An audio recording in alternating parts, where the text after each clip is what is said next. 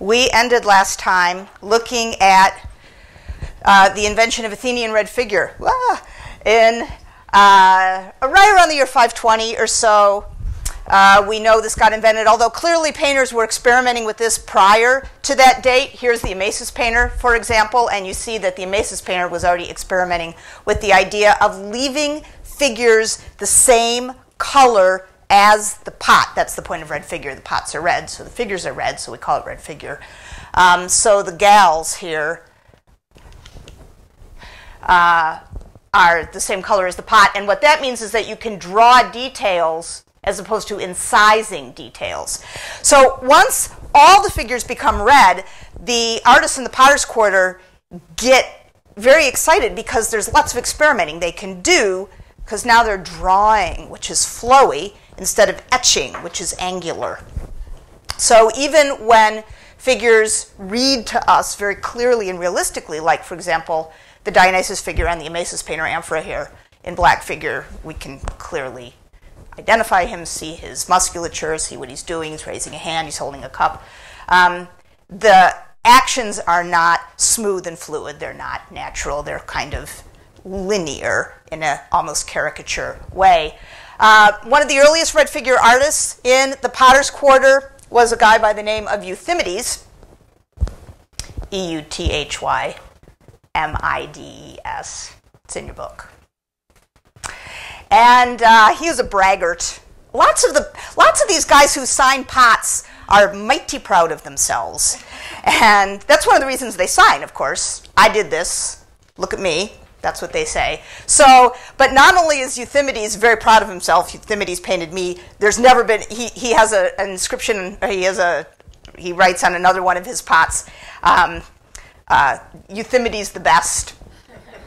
On this pot, on this amphora that you see here with these revelers, that's what they're called, revelers, he has written, "As never Euphronios." Euphronios is one of his competitors in the potter's quarter, so you can just imagine the two of them at opposite ends of the long street, and then somebody bustling on down to Euphronios' shop saying, "You are not going to believe what Euthymides wrote on his pot." And what is Euthymides bragging about here? He can draw figures any direction, any pose, and that is the point of the subject that he has selected, is not that he is got some larger agenda about demonstrating that revelers can have fun, or revelers are you, or whatever, but that he can show a figure in profile, and he can show a figure turning halfway. Now this actually looks terribly uncomfortable and not exactly realistic, but you can see the ambition in this figure, that the guy is moving, profile, he's turning, I guess, this way, and then he's looking over his shoulder at the same time, so that you get a whole bunch of different angles, and he almost nails it. I mean, it's true that you cannot 180 degrees do this with your head like this and your feet like that. That is complicated. But I don't know, we just saw all those figure skaters in the Olympics. They're very tricky, what they can do. And here we've got somebody else, and they're dancing, and they're moving, they're turning, they're in motion, so they are, they're showing off. They're showing off, meaning Euthymides is showing off. He is showing off how he can do this. Why can artists do this now? Because they are using line to paint with. Thin line and thicker line. And when you look in person, and I encourage everybody to go see a Greek pot. Red figure, I mean. The black figure one's, of course, fabulous. You should all go see a black figure pot. But red figure, you have to see the actual pot, because when you see the actual pot, you see the paint line. You see the brush. You can just imagine a hand at the other end of that brush. And you see something very interesting that no slide image can convey, because it's all flattened out into 2 dimensions, and that is that sometimes the lines are thicker and sometimes they're thinner. So there's this dilute line that's sometimes used for interior musculature, and then thicker line, sometimes it actually is globby. So beards and hair are sometimes little globlets of little dotted bunches of paint, and so the figures take on a much more 3-dimensional approach. So who is this Euphronios that Euthymides is saying, nah, I'm so much better than you? Euphronios is probably the most famous Greek vase painter to the people of the modern world, and that's because this pot alone made him practically, well, I would like to say a household name, but I actually do realize that perhaps not everybody pays as much attention to Greek antiquity as we all do. That is possible. But if you have paid any attention since 1972 to anything, you might have heard about this pot, very, very famous. It was acquired by the Metropolitan Museum in New York City. And the second it was acquired, everybody said, whoa, you know what? That's got to have been looted from some place. and the government of Italy almost immediately began agitating to get it back. And then just last year, the Met, while admitting no wrongdoing and feeling very sure that they had proper title to this vessel, agreed that they would, nonetheless, to be very nice, send it to Italy in exchange for some other pots, which couldn't be nearly as nice because aside from the best, which is the Aegina amphora with Achilles and Ajax playing whatever it is that they're playing, dice or something. This is the most beautiful Greek pot on earth. So red figure, Euphronios, it's signed, so we know it. All the figures are labeled, so we know who they are. We have the god Hermes. We have death and sleep, Hypnos and Thanatos, Thanatos and Hypnos. And they are carrying the fallen body of Sarpedon. And we know this story because we met it on one of the friezes of the Athenian treasury. And it is, again, a quote from Homer. It's an illustration of the story, and you immediately recall the story, which is that Sarpedon is imperiled on the field of battle down around the walls of Troy. Zeus looks down and is saddened in his heart because Sarpedon is his son. So many of the heroes who fought at Troy had illustrious parentage, and wonders whether he should pluck Sarpedon up out of the field of battle and save him and send him home. And unlike Achilles, who makes the choice to stay and die, knowing that death on the battlefield is immortality as a hero, Sarpedon is not knowingly given a choice. The choice is presented to us via Homer, who says that the gods debated about this. And that is the crux of the scene on the frieze of the Athenian treasury. Half of it shows the gods in their concerned but also fundamentally happy-go-lucky way. No really sweat to them. I mean, they're not going anywhere. And then on the other half of the frieze, the battle with Sarpedon. Here we have what is, as Hera is given to say by Homer in the Iliad, the just reward for men, which is that sleep and death will carry him away and he will be given a proper burial in his homeland of Lycia. And so that's the scene. That's the topic again. And what Euphronios has done here is also show off. He is showing off how he can have figures in various complex poses, kneeling, lunging, gripping, their muscles reacting against the weight of the body of Sarpedon, from whose pierced chest and loins blood is flowing, as you can see.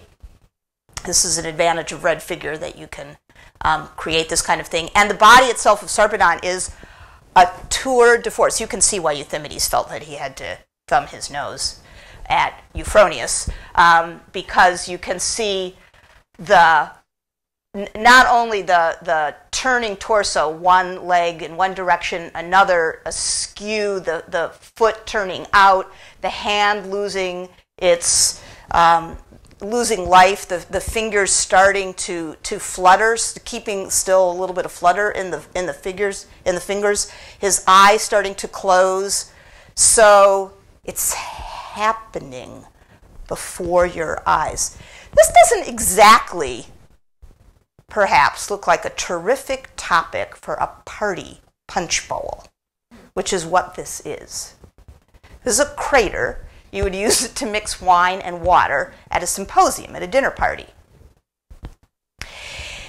These stories of which we have practically an infinite number and variety, these stories of heroes and wars and deeds gone by that were so entrancing to the Greeks in, well, I mean, all the time. And this was one of the aspects of the Greek cultural ethos that we established way back when we were making our little table of what are the aspects of Greek cultural life that we can now identify. A love of story coupled with organic connection to the past were both part and parcel of the makeup of Greek culture at the time. Still, even so, don't stories get old? What makes a story still matter? How can it be that these stories engage the Greeks, apparently for hundreds of years, unchanging, essentially? What makes a story still matter? I'm actually asking you this question. And now you can, I know you're all waiting like, is this rhetorical? Is she going to tell us the answer, or are we going to have to talk? Sorry, I was not appropriately signaling to you. Okay, so just have a very brief, this is not a long question. You're going to get a long question in a little bit. This is a short question. So have a short chat.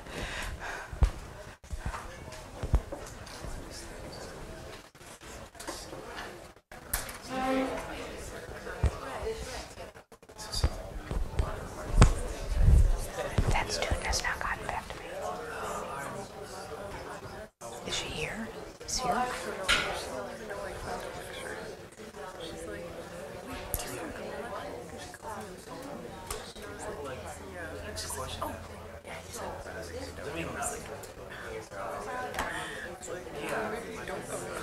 Yeah. Well, that's why I sent her those instructions. It's like, you know, do not think that we're just going to tell you everything. You got to do something.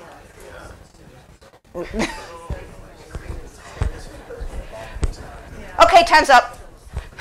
I told you that was a short one. All right. What do you think? What do you think? What makes a story matter? What do you think? So part of a tradition, a story matters because it makes you feel connected to your past.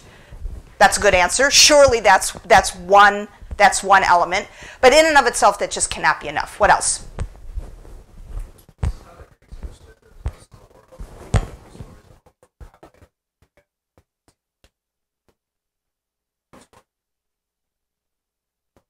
They understood which reality?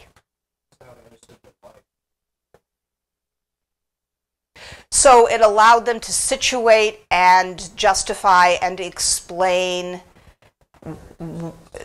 their place, their geographical place, their, I don't know, epistemological place.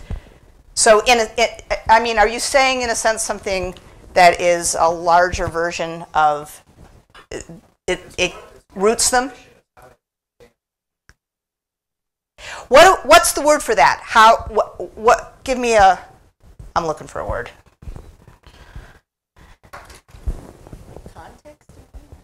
Context. Purpose. Those are good ones. What makes a story relevant? Resonates on some level. It resonates on some level. Why? Purpose, context, connection, and resonance, all of those are true. Who are these people?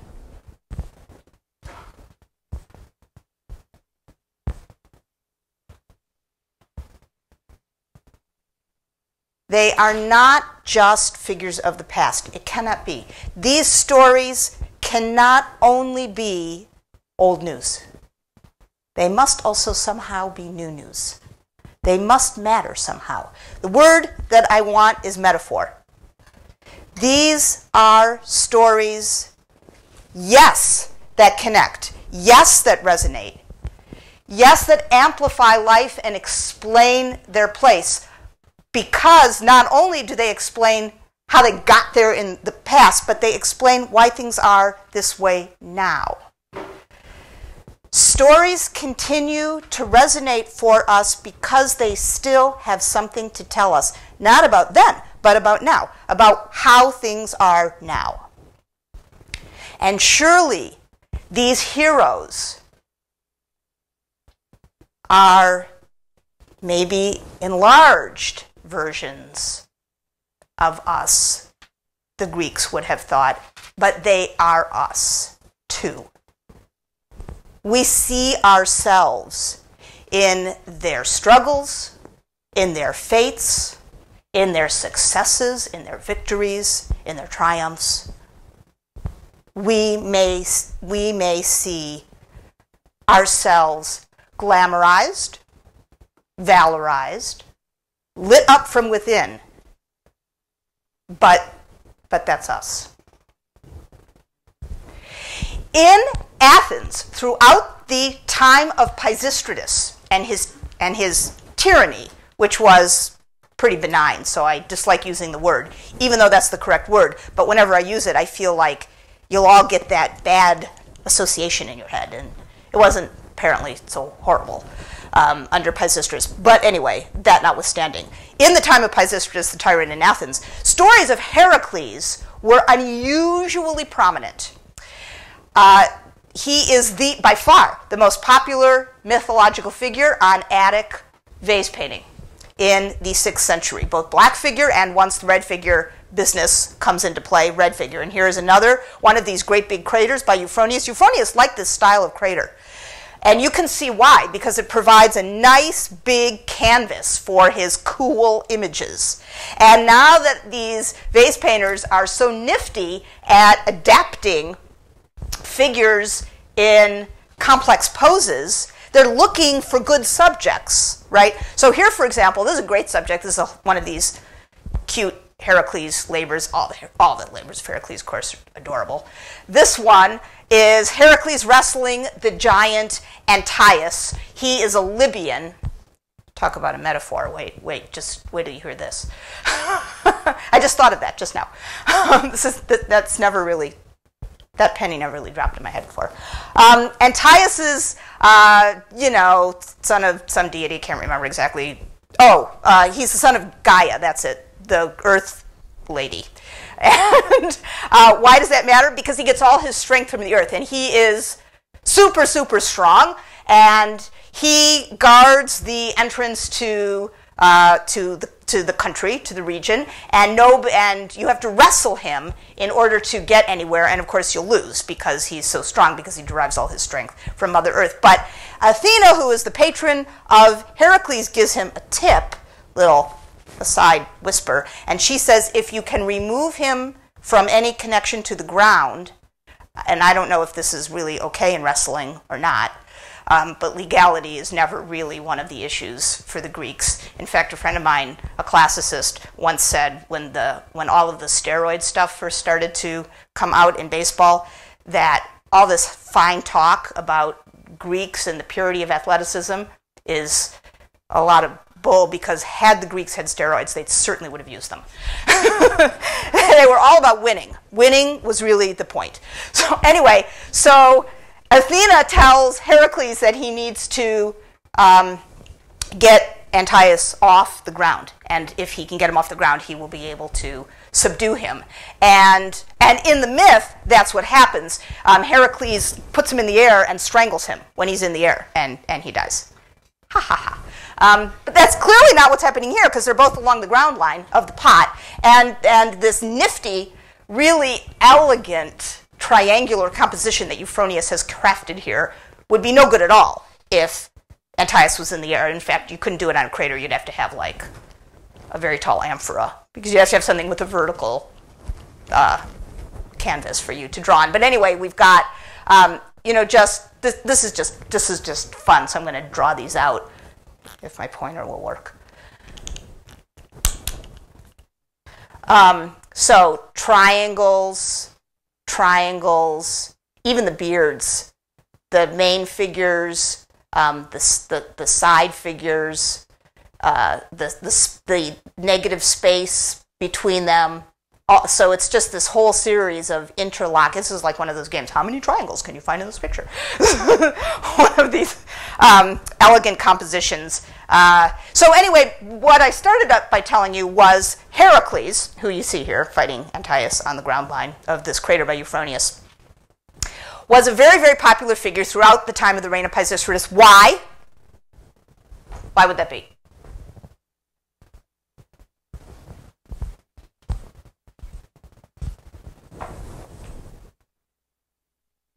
Ooh, do you need to talk? I don't see any hands. I thought this was going to be an easy question. Okay, have a quick chat. Quick, quick, quick. We have much to talk about today.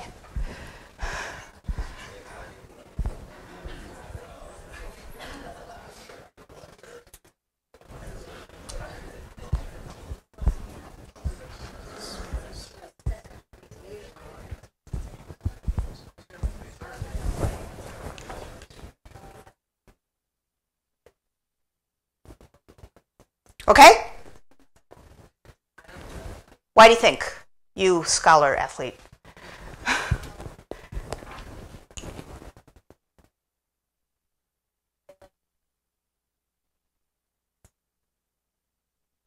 Who's they?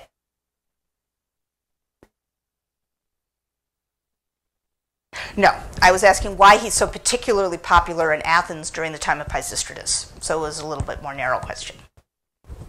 Why is he so particularly popular in Athens in the time of Pisistratus? Way too many P's in that question.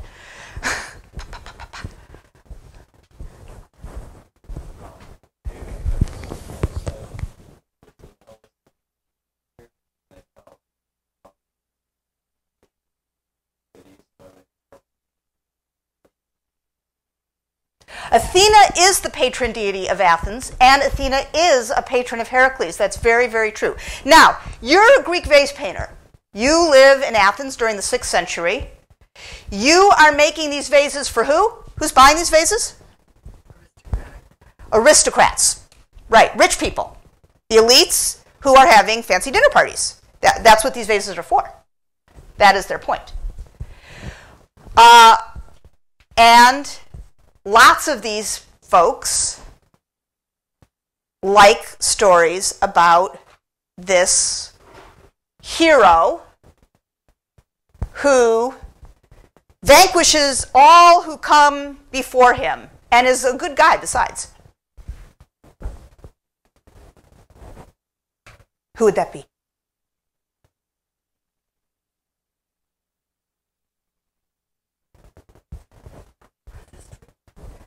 Yeah, maybe so. Do you guys in the back hear that? This is a nice example of, this is not a program. This is not an agenda. Pisistratus is not going down in the potter's quarter and saying, say, don't you think I look a lot like Heracles? That is clearly, certainly not what is happening. It's just a little... The system in Athens at this time is there is this one guy who's basically in charge. And there are a lot of, you know what happens when you've got one person who's in charge and it's not an election, it's a sort of agreement by all the people who are in. You have a cadre of all the people who are in. And then you've got a halo effect around the cadre of all the people who would like to be in, right? And who are sort of angling for ways to become part of the in crowd. And stories about single valiant heroes that's an easy metaphor in this kind of political setup. And it appears, anyway, a couple of archaeologists who noticed this and wrote articles about it, and then a lot of other people said, oh, that's very clever. So I don't tell you this as fact. This is, as I have told you many times, scholarship is a conversation. So there's a conversation that various people are having. I think this is a good idea. That the popularity of Heracles in Athens in the 6th century was a very amiable, comfortable, fun metaphor for the aristocratic in-group of Pisistratus and his comrades and his coterie. Pisistratus dies in the year 528. He has two sons. They have names that have the Greek word for horse in them. We've established long ago that Greeks love horses. Aristocratic Greeks especially love horses. Their names are Hippias, Hippias, I'm sure this is in your book, and Hipparchus, Hipparchus. Those names mean respectively horsey, like really horsey, and leader of horses. Hipparchus, leader of horses, like somebody who would lead a horse around. Hippias succeeds his dad, and succeeds him. You know, nobody has an argument about this. He just becomes the tyrant of Athens after Pisistratus dies. He stays the tyrant of Athens until 514, when he dies, and his younger brother Hipparchus then becomes tyrant of Athens in the year 514. Hipparchus, as is somehow so often the case with the younger brothers in these kind of situations, he's not really, I don't know how many of you know about Roman emperors and stuff like this, but for those of you that have had at least my class 1043, he's the Domitian of the group. So there was Vespasian, he was the good guy, and then there was Titus, who was the older brother, and then there's Domitian, who, under whom everything goes to rack and ruin. Anyway, there's Hipparchus. He's Weasley. He gets involved in a lot of love triangles. He's actually killed in a sort of nasty little alley brawl, love triangle problem thing, in some back street in Athens in the year 510. And the city of Athens and all of the constituent areas around it, there are many aristocratic families who have been kind of on the outs while the Pisistratids have been in power. And the scion of one of these aristocratic families, a fellow by the name of Cleisthenes, he proposes, I forgot what I was going to say here. What I was going to say here was that life was pretty good under Pisistratus, or that is to say, I don't know about how life was good for everybody, but Pisistratus turned Athens into a major city. That's really it. That under Pisistratus, Athens became a major player in the Greek world. Got a big temple on the Acropolis and another temple on the outskirts of the city over there. A new festival, a great big parade every year with prize-winning amphoras and so on and so forth. All right. The slaying of Hipparchus was done by two guys who probably were actually involved in the love triangle, Harmodius and Aristogeiton. This is in your book again. And they were immediately hailed by the constituency of the city and the countryside as tyrant slayers, slayers of the tyrant. And within a year, Cleisthenes, this guy that I just referred to, another one of the aristocrats, had come up with a new system of government for the city of Athens. I'm showing you this Panathenaic amphora because shortly after the slaying of Hipparchus by Harmodius and Aristogeiton, statues were made of them that were put in the main city center of Athens. And this is one of the prize-winning amphoras from the games, from the Panathenaic Games. And you see Athena with her helmet and her shield and her spear and the inscription for the games at Athens. And you see that on her shield is a statue of Harmodius and Aristogeiton, is a depiction of the statue of Harmodius and Aristogeiton, the guys who killed the tyrants. So it was a system that clearly was on its way out. So Cleisthenes develops a new system for the governance of Athens and Attica, which is really one coherent unit. And the new system, instead of there being one aristocratic family or a few aristocratic families like oligarchs, he invents a system that will disassociate your ability to be a citizen from your ability to own land or horses or have any sort of wealth. If you are male and you live any place in one of the 140 villages of Attica, you will have just as much right in the kind of government as anybody else. Cleisthenes makes 10 tribes, and he forms these tribes by divvying up the demes, the 140 villages in Attica, among these tribes. Every tribe gets some demes that come from around the city of Athens itself, sort of what you might think of as the Athens metropolitan area, and some demes from the coast, and some demes from the interior, the hilly interior. And so people think that redistricting here in the United States today is fixed and a problem. They should just study this map of the creation of the allocation of the 140 demes of that is villages of Attica into one of these 10 new tribes of the city. So the flat area below the Acropolis that had been in geometric times a burial ground, and therefore a place for funeral games for aristocrats, and then had been turned into an area where the Panathenaic Games took place, and the Panathenaic Way went right through it all the way up to the Acropolis. This was the kind of city center of Athens. And in the time of Pisistratus and his sons, it was basically a huge open space. The Panathenaic Way went through it.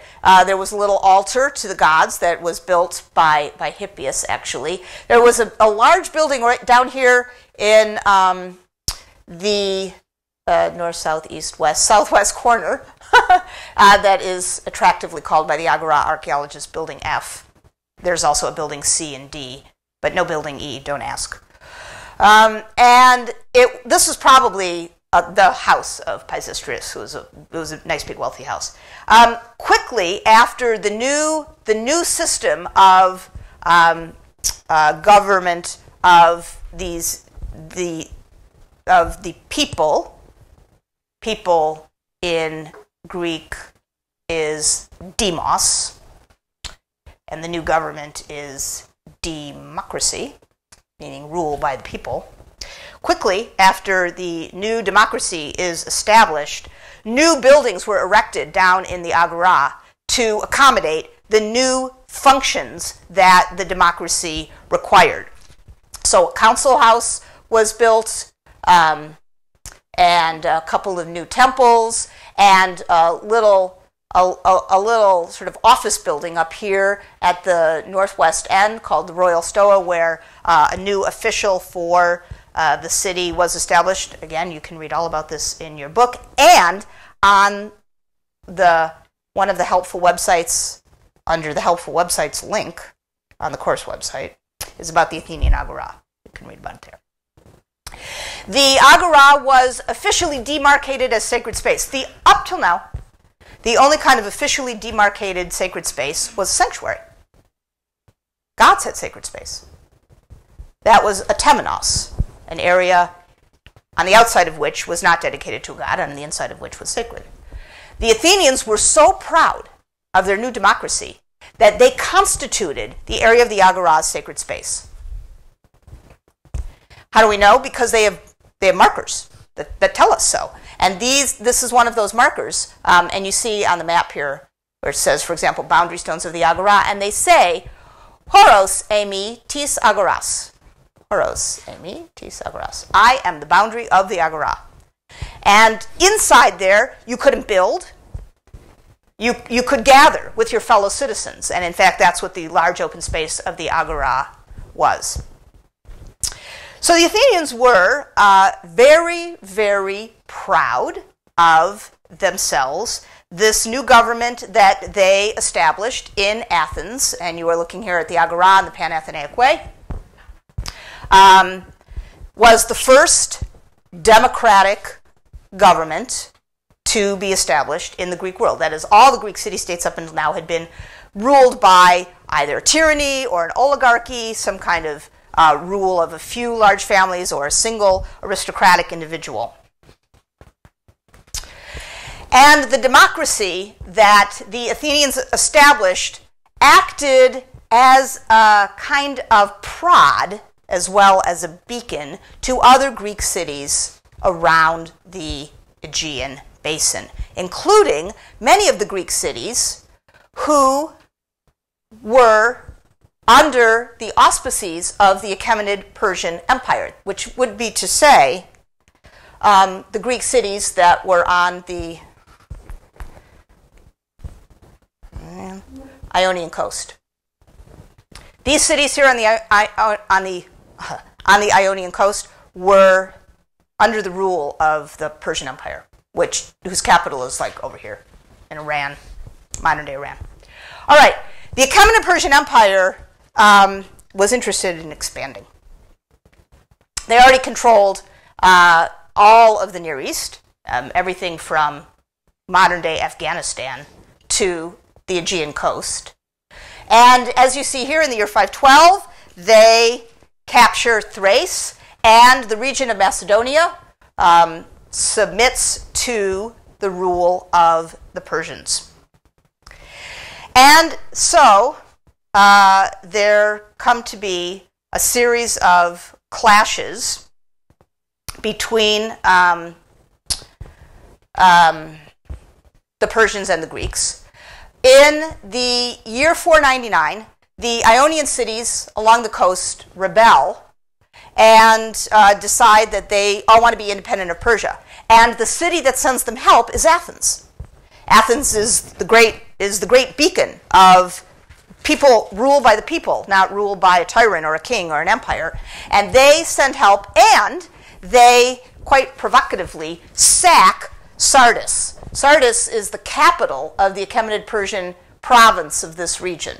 Sardis is right there. The Athenians sack Sardis, and a few years after that, in 493, the Persians recover control of the Asia Minor coast. And in 490, I see that I put my little pop-up things in the wrong order here. In 490, the Persians sack Naxos and Eretria, that is, they actually attack within the Greek mainland. And they come to invade Attica itself. And they cross over from Eretria to Attica. And at the site of Marathon, which is this cute little clashy thing right there, in the year 490, a force primarily comprised of Athenians with some Plataeans to help them, a small force, Marathon is one of these demes of Attica. It's a small deme. It's on the northern coast of Attica. With this small force, the Athenians essentially overcome an enormous Persian force. There are casualties of 7,000 Persians and 192 Athenians. We know this from Herodotus, the Greek historian Herodotus, who is a chronicler of these wars and tells us this. And it appears as if the Persians are vanquished. At some point in the decade between 500 and 490, and we would love to know exactly what the date is, but we do not, but we are pretty sure that it's sometime in there. So we do, in other words, it's sometime after democracy is established and probably before Marathon, but not necessarily before lots of these other hostilities between the Persians and essentially the Athenians have begun to take place. The Athenians dedicate a treasury at Delphi. It's right there. So we looked before at the Siphaean treasury, which is here with its back to the Sacred Way. You walk up the Sacred Way. You remember that then you get to this point right here at the top, and you got to take a breather because you've been walking uphill for a little bit. And then you turn around, you turn to ascend, and just as you turn to ascend, that very, very nice piece of real estate is taken over by the Athenians, where they build their little treasury. We talked a bit last time about what a treasury is for. A treasury is essentially a dedication of, and I quote John Boardman here, ostentatious piety. So you're making a dedication in a Panhellenic sanctuary. A Panhellenic sanctuary is a big plaza for display. Lots and lots of Greeks and foreigners come to a Panhellenic sanctuary. So this is a good spot for displaying how you are both pious and loaded. Sufficiently loaded to be able to construct this nice little building. The Siphnian treasury was heavily adorned. It had friezes, it had pedimental sculpture, it had the caryatids. The Athenian treasury, its decoration did include pediments, but happily for all of you, the pediments are essentially completely not preserved. I mean, they're tiny little fragments, but we have no idea what the subjects were and can't really show them. The other category that was decorated on the Athenian treasury, as you can see by looking at this, were these little box-like areas up on the architrave that are called metopes, M-E-T-O-P-E-S. Or if you are British, they are called metopes, which I always think sounds just bizarre. But John Pedley was my teacher, and when he first said that, I thought, what is the matter with you? They are called metopes. He's British, so it's not his fault. Metopes, like I say, are these little flat areas. Now, on your question set, the question set that you will be working on over spring break, very hard, you may pick what I called a metope cycle as one of your subjects. So I'm going to tell you about 2 metope cycles from the Athenian treasury here, just to clarify.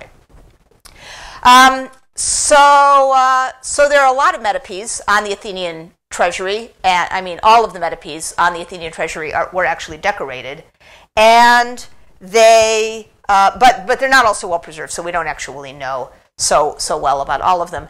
And they were decorated, each of them, with a single combat scene. Each one of them was like a still, a cinematic still. But on any given side, each side was a subject. So you can imagine all of the metopes, for example, on the north side here, as one program, and all of the metopes on the back as one program. So the metopes on the north side, so you're now at the Temple of Apollo looking down. You're looking down because now you've finally walked all the way up. So this blocks the view of the Siphnian treasury. The Siphnian treasury is just below there. So you've walked up. This is that spot where you stop to pant. And then you turn around, you see the beautiful Athenian treasury, you walk up a little bit, and then you continue up, up, up, up, up. So now you're up at the Temple of Apollo and you're looking down, which is the only way that you would be able to see the metope cycle on the north side. You wouldn't be able to see it when you're walking up the path. So it's the more hidden side of the Athenian treasury. And the metope cycle on the north side are deeds of Heracles. Labors, I should say. We don't really call them deeds, we call them labors. He worked hard. Hard work, we call them labors. As you can see from these drawings, many of them are very poorly preserved. But we can tell basically what the subject matter is of some of them. And you see them labeled here. So you may all know that the very first labor of Heracles was that he kills a lion around the area of Nemea, which is in the Peloponnese. And after he kills it, he skins it, and he uses the head as a helmet and the skin as a cape. And he ties the paws around his neck like a very dashing scarf. And so whenever you see a guy with either in one-on-one combat with a lion, by this time it's Heracles, and when you see him duped out like that, it's Heracles. That's how we can tell. So So each of these little subjects is, like I say, a single battle, a single effort. Here's the best preserved of the metapiece from the Heracles side. And again, so here you can see now Heracles has killed a lion, and so he's got the cape, and there are the most attractive front paws of the lion tied around his neck, and the head of the lion, hopefully cleaned, as his helmet. And he has looped his cloak over his quiver so as to get out of his way, and he is imperiling a stag here. And the sculptor here is, I think that this sculptor is inspired by Euthymides and Euphronios. Do you see what the sculptor is trying to do? It's like, I can do that too. Not just you drawers and painters, we too. So he has Heracles, and really this is ludicrous. What is he? Vaulted up 10 feet and now is pouncing down and is twisting in space like a diver or a gymnast or something like that. But he's a hero, so he can do anything. But what's really great about this is his torso and his pose and the extension of all of his muscles across his back as he leaps down. So he's got lots and lots of strength as he is. It's a little hard to know exactly how it is that he's dispatching this stag because we're missing some crucial pieces here. But you can all admire Heracles. It's a little interesting, isn't it, actually, that Heracles is on the Athenian treasury. Why is that interesting?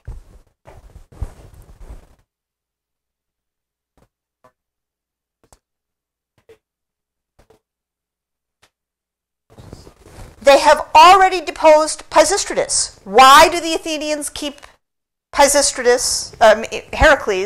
Why do they choose Heracles? Good question. Good point. Good question. Why do they do that?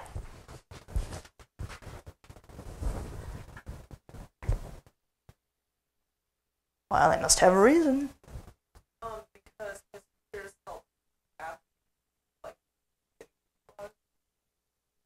Because Pisistratus himself is not so terrible. That could be one reason. So there's not such a lot of, we're going to erase everything that reminds us of Pisistratus.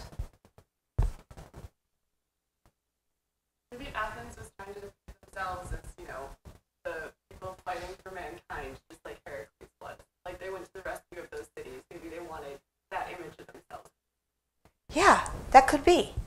Because a great story doesn't only have one message.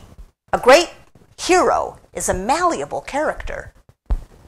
Heracles could have been very popular in the time of Pisistratus because there was this general, we've got our hero too, sort of idea. But once the democracy took hold, who was the hero? Who was the hero in Athens? No. In real life, who's the hero? Pisistratus is gone. Who's the hero?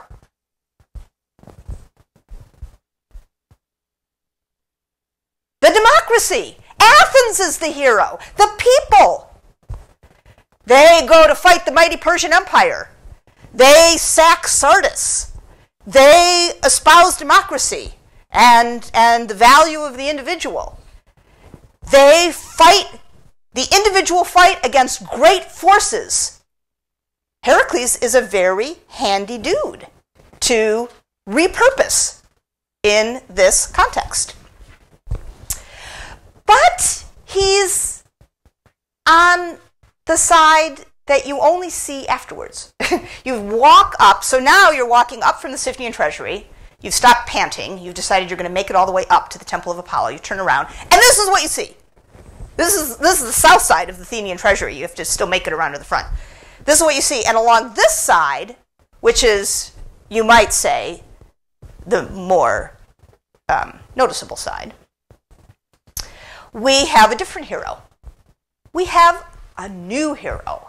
We have the deeds of Theseus. Theseus was the legendary first king of Athens. he was, son of a god, like they all are, son of Poseidon. And he unites all of Attica under one rule, the rule of Athens, in the myth. So you can see how he is a hero whose day has come.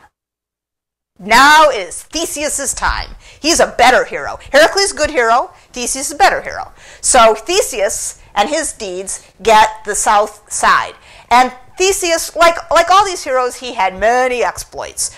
So this particular exploit that you see him is he is fighting one of the Amazons in Greek myth. The Amazons, those terrible barbarous ladies from the Black Sea area, come and invade Attica and attack Athens. And Theseus leads all of the men against the Amazons and defeats them. And as in all of these stories, it's not like a great group clash. It's a one-on-one sort of thing. That's how you can tell the real valor. One hero, one fighter on each side fighting against each other. So we have Theseus and the queen of the Amazons, who is Antiope. And unlike the story with Achilles and Penthesilea, where, they look at each other just as he puts his sword into her chest and they fall in love, and it's very tragic, there's none of that with the Theseus and Antiope story. He dispatches her. So that's what's going on here. She is being dispatched. Oops. Come back. And Theseus stories, in fact, gain a whole bunch of traction all of a sudden in the potter's quarter in Athens. That is, potters looking to paint, they're continuing to paint scenes all the time, always looking for fresh material. It's a problem with artists, what are you going to do? Okay, you got the technique down, now you need a subject. So Theseus becomes a very popular subject, and here you see an early red figure vase from the Athenian potter's quarter of Theseus and his most famous exploit, which was the Minotaur in the labyrinth in Crete. And looks like he's cutting off his air supply, and then is about to dispatch him. And again, in the way of these early red figure artists, the Minotaur is twisting in space, because this is everybody's new favorite trick now. Let me see how many different angles in space I can make this character. I can draw this character. You should try this when you're doodling.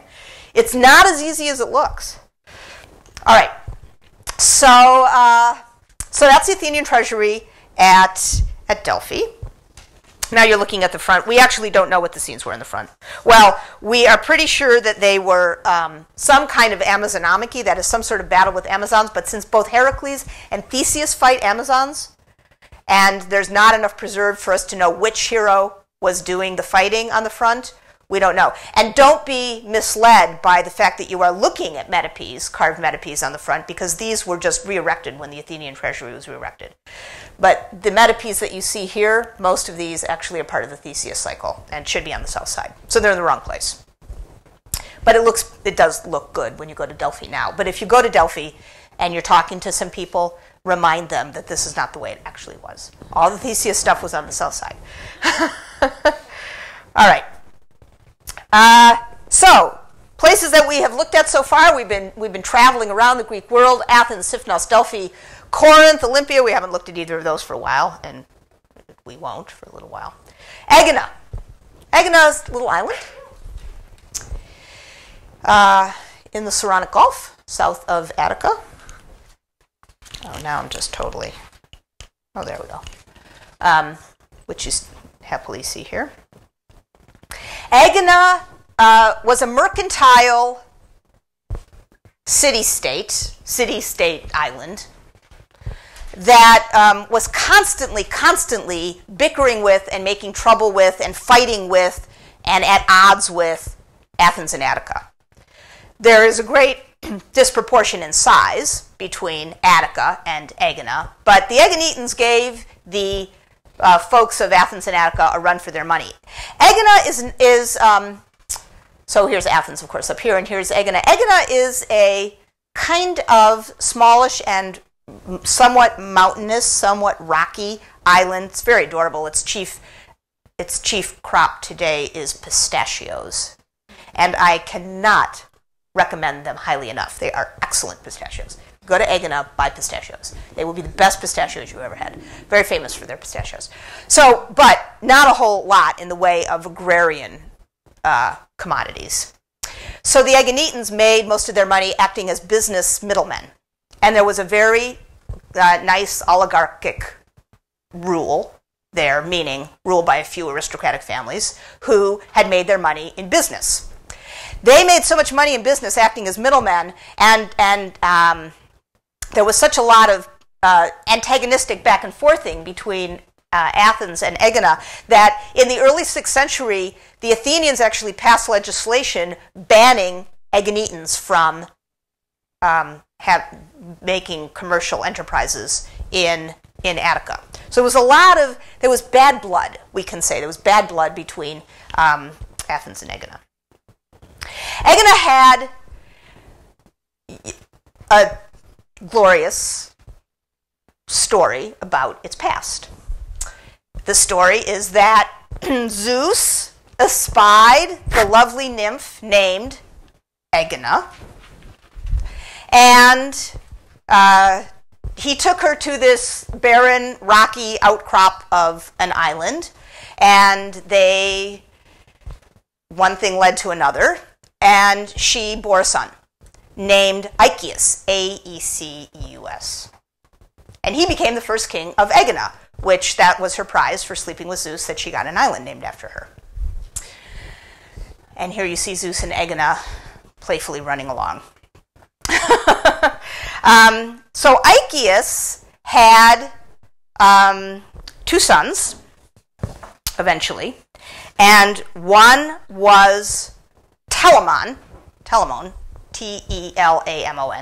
and the other was Peleus. You remember Peleus?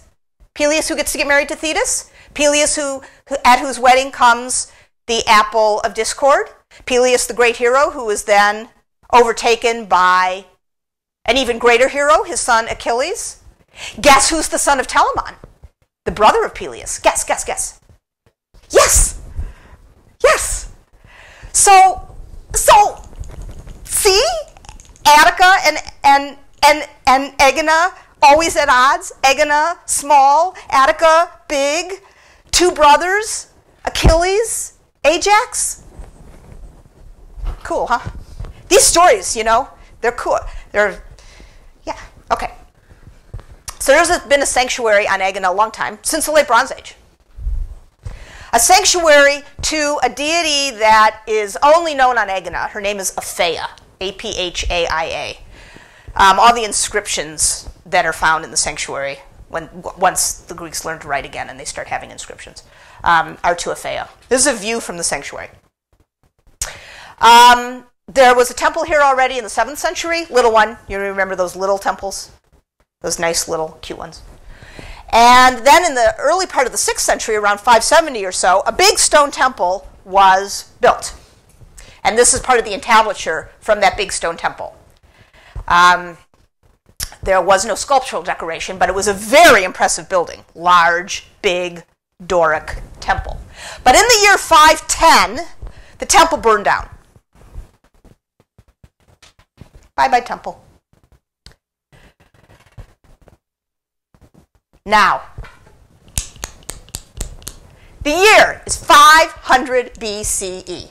The temple we call her Aphaia because actually it turns out she becomes Aphaia sort of translates into Athena eventually. The temple has been gone for about a decade. Funds have been accumulating. Not like today. Back then, funds, they just accumulated. Aegina's aristocrats, the oligarchic government of Aegina, must decide how best to use the money. How can Aegina's importance and reputation best be displayed? How can the city gain favor in the eyes of the gods, respect within the larger Greek world? Other cities have made various choices in the last few decades. Dedications of statues, new temples, an adorned treasury, a Panhellenic sanctuary, even a kind of propaganda program promoting a local hero. How will Aegina best promote and display its importance? Have a little discussion.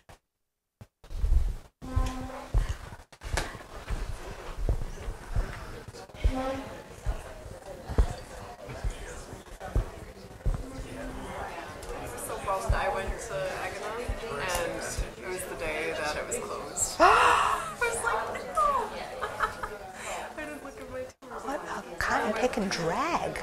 Yeah, I know, but I did eat pistachios. Like 3 times. Aren't they good? Oh my god, they were so good. I know. They're the best pistachios ever. And the kilo of grapes, too. I didn't realize how much a kilo actually was. I'm like, oh my god, this is like 3 pounds of grapes. I know you could have made wine with that amount.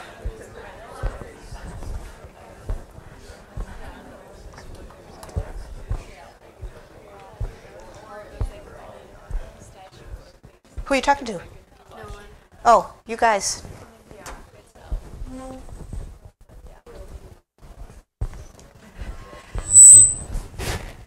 That always happens when I come back up here. I think it's you guys. Are you looking up the answer? I was thinking I was trying to remember where this is.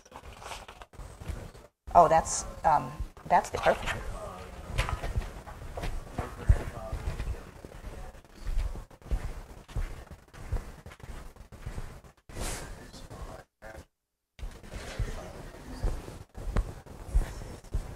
Okay, you got some ideas? Tell me something.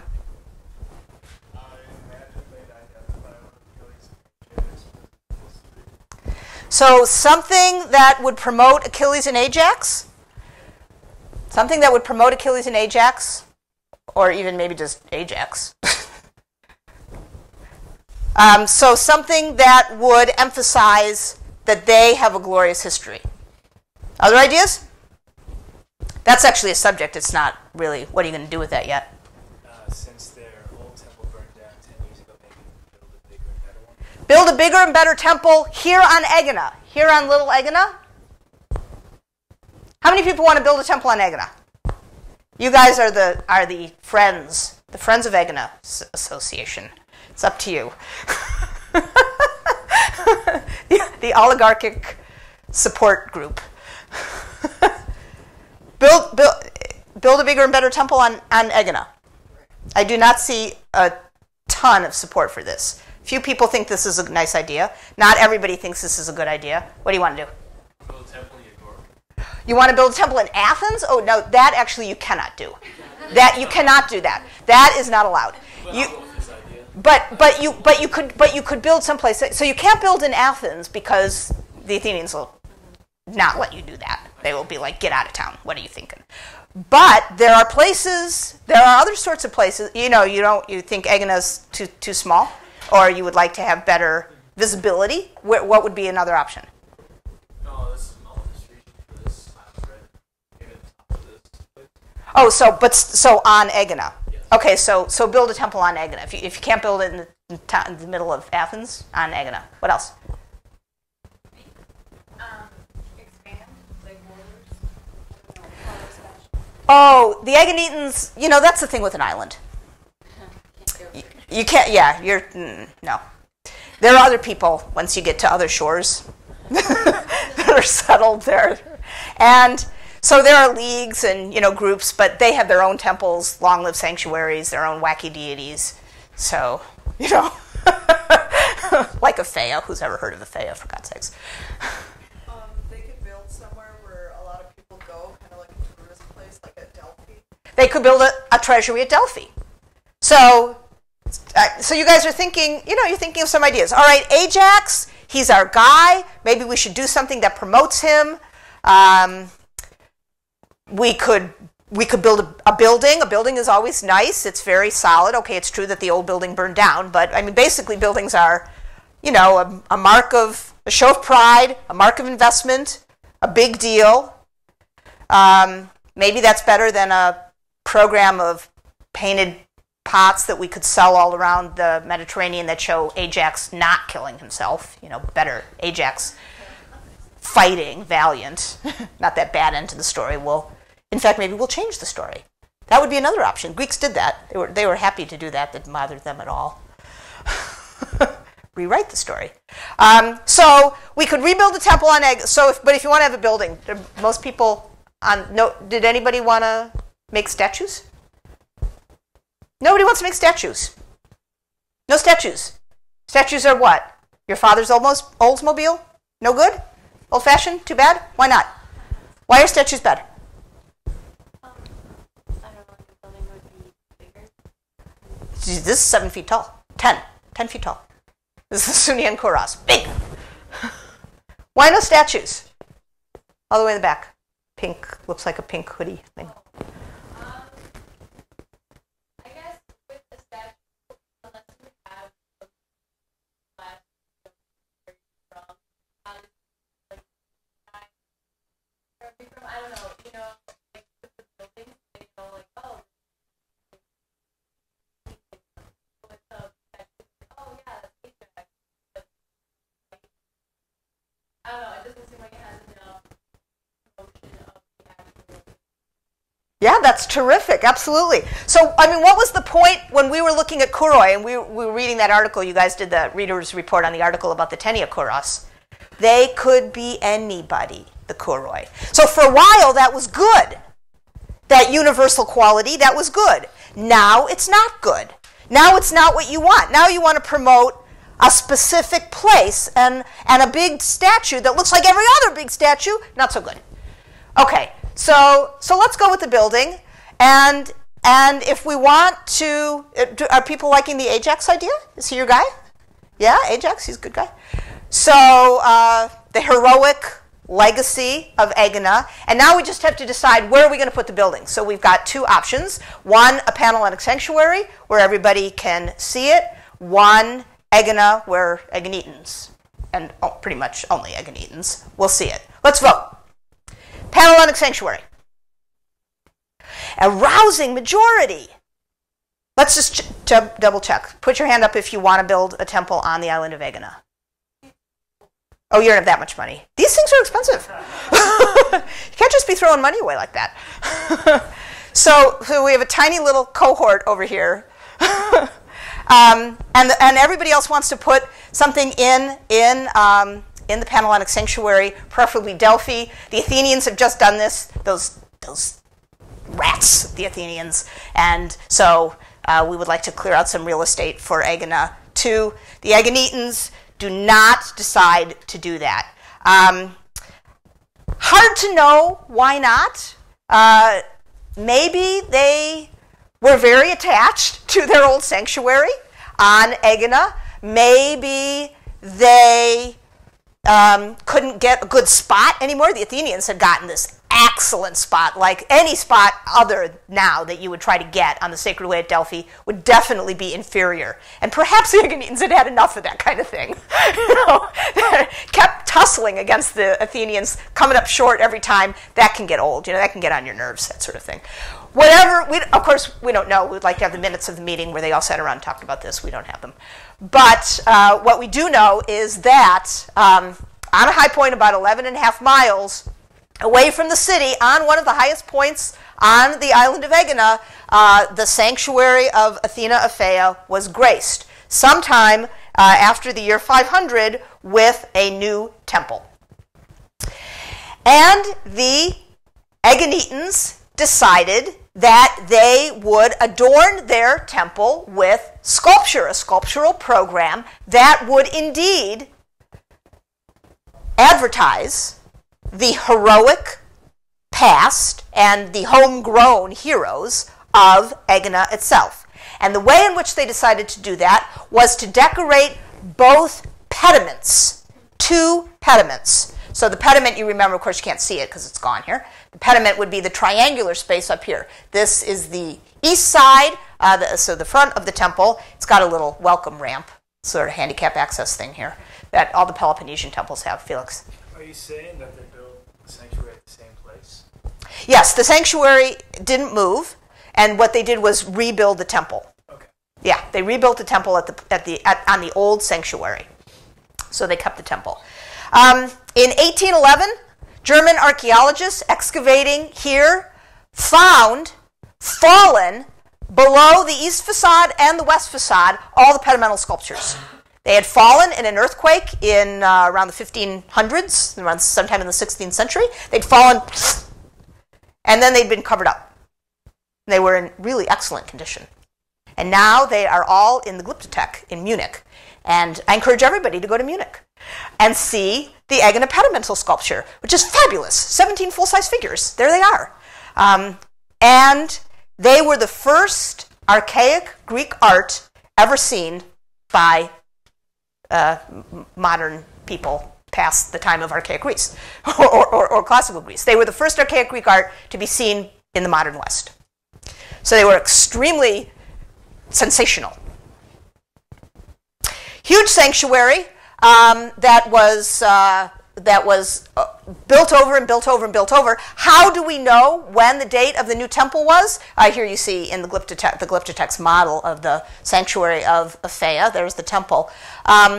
Because this big terrace wall was packed in with fragments of older building materials from the earlier temple that had burned, and lots of painted pottery, which can be dated, and that's how we can date when the terrace was reconstructed and the temple was built.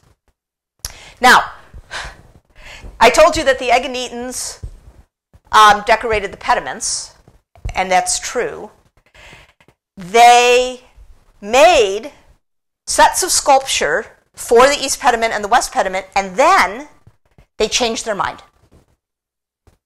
And because the pediments had been made in honor of a goddess, and they were in a sanctuary, and probably also because, they cost a lot, and artists are picky about you throwing away work that they've worked on, even then probably, the pediments were preserved and erected as sort of dedications of their own inside the sanctuary. And you see here, so this is the way it was. This is a big base, and there was in the sanctuary the first go round at the pedimental sculpture, but the second go round